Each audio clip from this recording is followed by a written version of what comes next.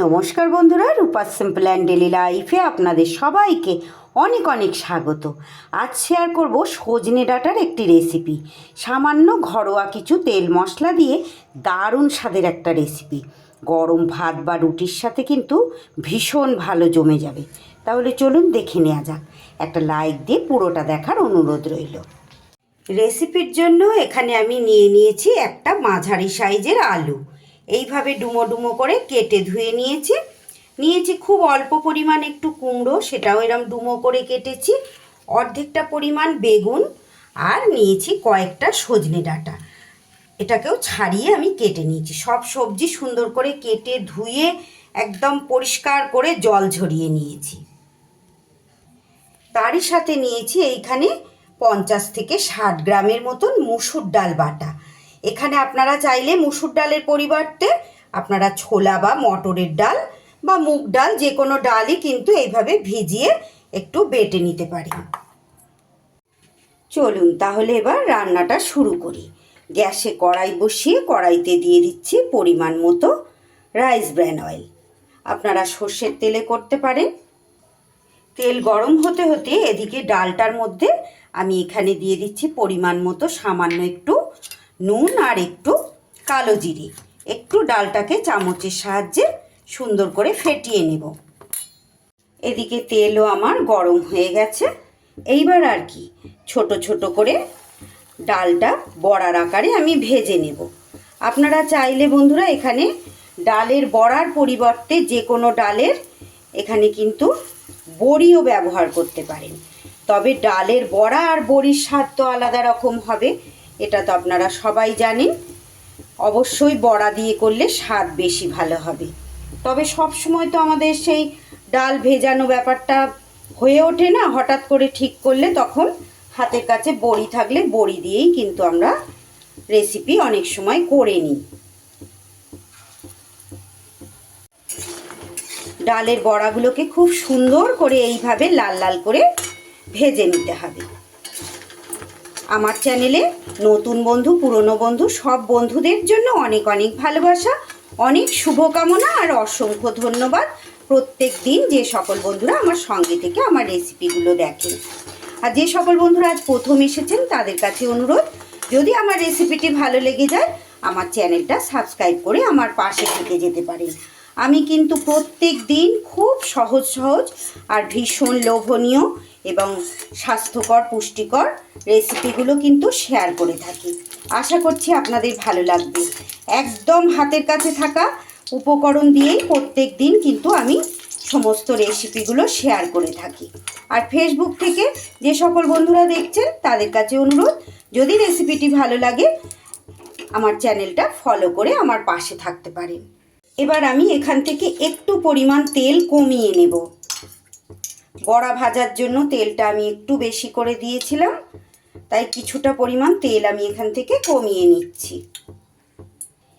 এইবার আমি এই তেলের মধ্যে সবজিগুলো একটু হালকা করে ভেজে নেব। সবার প্রথমে একটু আলুগুলোকে নেড়ে নেব।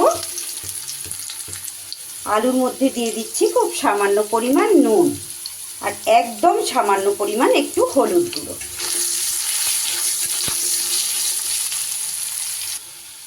আলুটা 1 মিনিটের মতো ভাজা করে নিয়ে তারপর কুমড়োটা দিয়ে কুমড়োটাও 1 মিনিটের মতো আমি এইভাবে ভেজে নেব।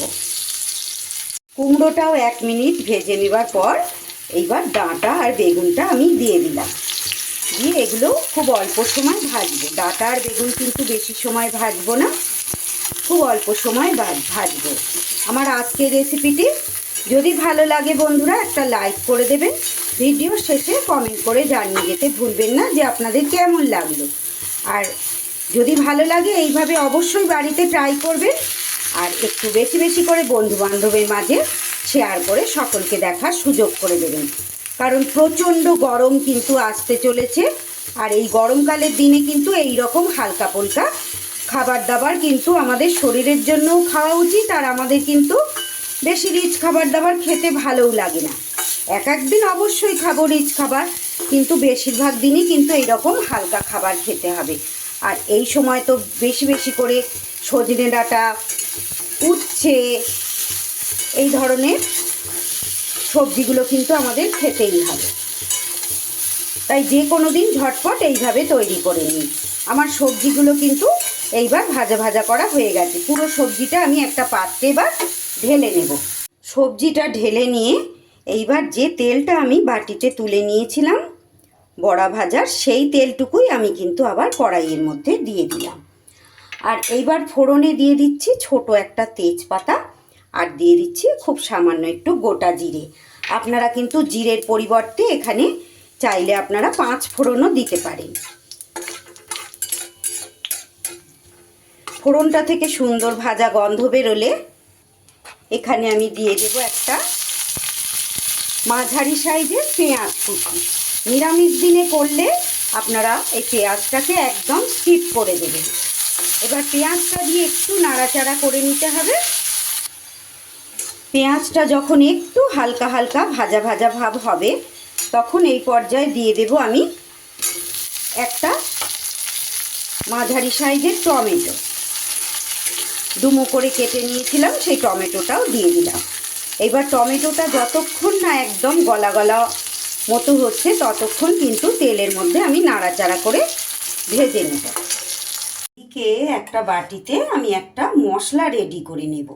নিয়ে নিলাম 1/2 চামচ ধনের গুঁড়ো, সরি বন্ধুরা ওটা জিরের গুঁড়ো ছিল। নিয়ে নিচ্ছি 1/2 চামচ এবার ধনের গুঁড়ো। একদম বেসিক কিছু মশলাই আমি এখানে নিচ্ছি। নিলাম পরিমাণ মতো হলুদ গুঁড়ো, আর কালারের জন্য নিয়ে নিচ্ছি সামান্য একটু কাশ্মীরি লঙ্কার গুঁড়ো।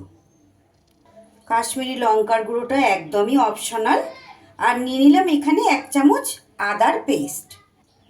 এইবার সামান্য পরিমাণ জল দিয়ে এটাকে একটা সুন্দর মশলার পেস্ট আমি রেডি করে নিলাম।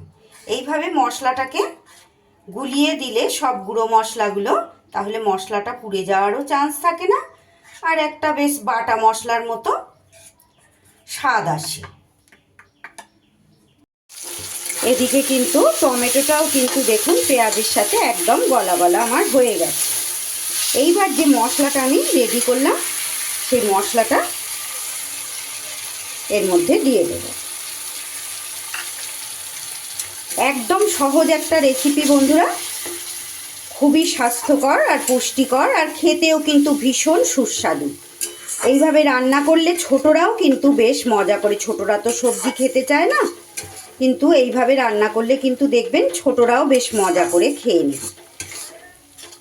সুন্দর করে এবার মশলা কিন্তু আমি কষিয়ে নেব। মশলা থেকে যখন এই ভাব তেল ছেড়ে দেবে তখন আমি এই পর্যায়ে এবার ভেজে রাখা সবজিগুলো দিয়ে দেব। আর তারই সাথে খুব সামান্য পরিমাণ আমি একটু জল অ্যাড করে দিলাম, না হলে মশলাটা লেগে যাবে। একটু সবজির সাথে নাড়িয়ে চাড়িয়ে মশলাটাকে সবজির মধ্যে একটু কষিয়ে নেব, খুবই অল্প সময়। 1 মিনিটের মতো সবজির সাথে মশলা আমি একটু কষিয়ে নিয়েছি। এইবার এই পর্যায়ে ঝালের জন্য এখানে দিয়ে দিচ্ছি আমি 2টো চেরা কাঁচা লঙ্কা, আর খুব অল্প পরিমাণ একটু নুন এখানে আমি অ্যাড করে দিলাম, কারণ নুন আমি আলুটা ভাজার সময় একটু দিয়েছিলাম। এবার সব কিছু মিশিয়ে নিয়ে দিয়ে দেব পরিমাণ মতো জল। জলটা একটু বেশি দেব, কারণ এখানে আমি যেহেতু ডালের বড়া অ্যাড করব, বড়াতে কিন্তু অনেকটা গ্রেভি টেনে নেবে, আর সবজিগুলো পুরোপুরি আমার সেদ্ধ হবে সেই মতো ভেবে কিন্তু জলটা দিতে হবে। এইবার ঢাকা চাপা দিয়ে মাঝারি আঁচে 5 মিনিট আমি রান্নাটা করে নেব।